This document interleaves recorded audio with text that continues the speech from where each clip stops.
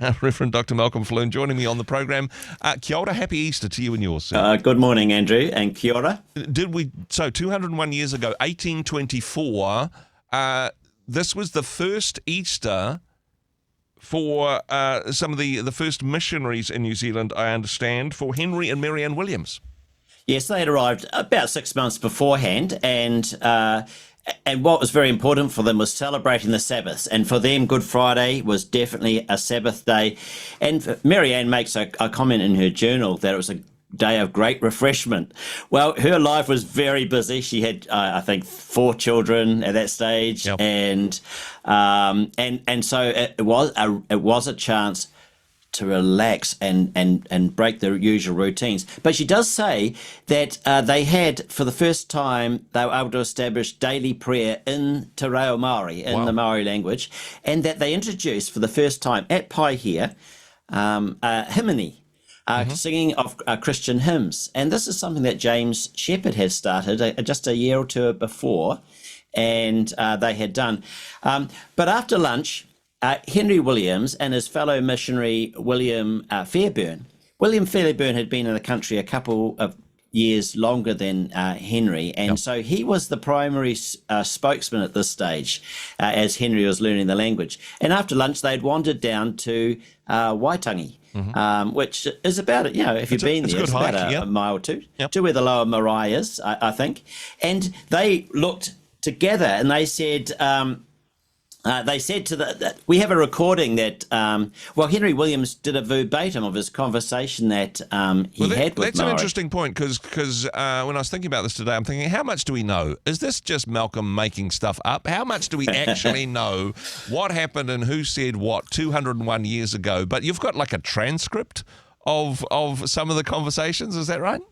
Well, it's almost like Henry Williams, he couldn't be bothered trying to do a summary, so he just actually write out verbatims of his conversations with Maori, and it's a wonderful source for seeing the way in which the Christian gospel was able to be understood within a Maori world. And, so I think it's, they when they were at Waitangi, they tried out their hymn on Maori, and because when they went there, they said, this is what Henry Williams said. They said that, how do you do, friends? We are come to talk to you about the sacred day. Are you all agreeable? And they said, yes. As soon as our food is cooked, which is in the fire, and we have eaten, we will listen to you. So they had to wait 20 minutes. But they began with a hymn, and I think it's the first hymn which the missionaries printed, actually, and it's quite a fitting hymn. But when they sang it, some began to laugh. This is part of the entertainment after dinner speakers. Some began to laugh. Others shushed them so they'd be quiet. But the hymn, the one I think that they used, Himene 1, starts off, Ko wai rā te atua. Who is God? And the answer is Ko e hoa anō. Jehovah indeed. Ko te atua e ho mai ai, te tona tamaiti, the God who gives his son. Wow. And it's a hymn that just explains, but starting off, who is God? And this is what Henry Williams began as he spoke to them.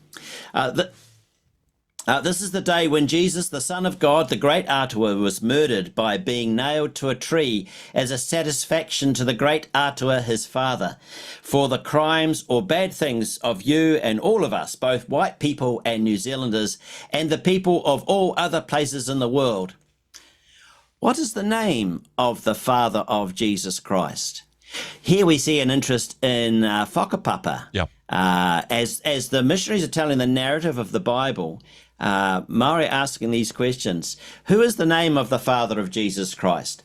Jehovah is the great Atua. How was he killed, is the question. He was nailed to a tree, both hands and feet, with a spear, and a spear was thrust into his side when his blood came forth, which was received by his Father as the satisfaction for the sin of the world. Do you understand? Yes, yes, we understand. Wow. Now, in that short dialogue, it goes on longer, but we see this this concept of using Maori concepts of utu or satisfaction, that Christ died on the cross as a satisfaction to the great atua. Yeah. We see the concept of toto or blood, which is very sacred within the Maori world, but also the idea of tapu and the breach of tapu. Yeah. And he goes on to, Henry goes on to talk about creation and the way that by eating from the tapu tree, death and sickness came into the world. So you see the way in which, for Maori, it's a new dialogue, but one they can begin to understand. The conversation finished with Henry saying, "Perhaps you may think this all gammon, which we have been telling you." Yeah. And gammon, I think they picked that up from the sailors. It's what we might say baloney. I don't know. That's a bit old-fashioned too. Perhaps you think this is all baloney we've been telling you. And it's interesting how Maori replied. They said, "Do we indeed? We believe it is true enough, but this is the first time we have been told about it." Wow. And you can see how your Maori are intrigued by these new ideas that are coming and brought by these white missionaries and what they might mean. And so, Good Friday was an opportunity to share the message of the cross and to engage Maori. It's lovely the way he finished his dialogue. He said, Henry Williams' summary was, "Considerable attention was paid during the whole of our visit.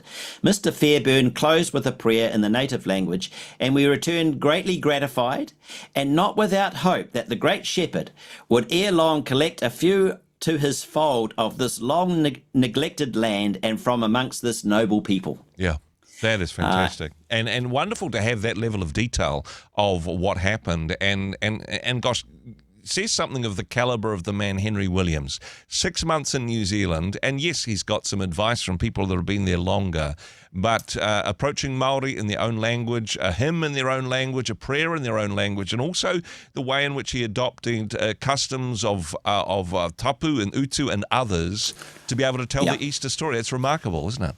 Yeah. Super good stuff, Malcolm. Hey, appreciate to the work that you do as always, and for opening our eyes to an Easter that happened many years ago. But of course, as we celebrate Easter this year, also celebrating the legacy of that sermon preached many years ago. Thanks so much for joining us today. No, thank you, Andrew.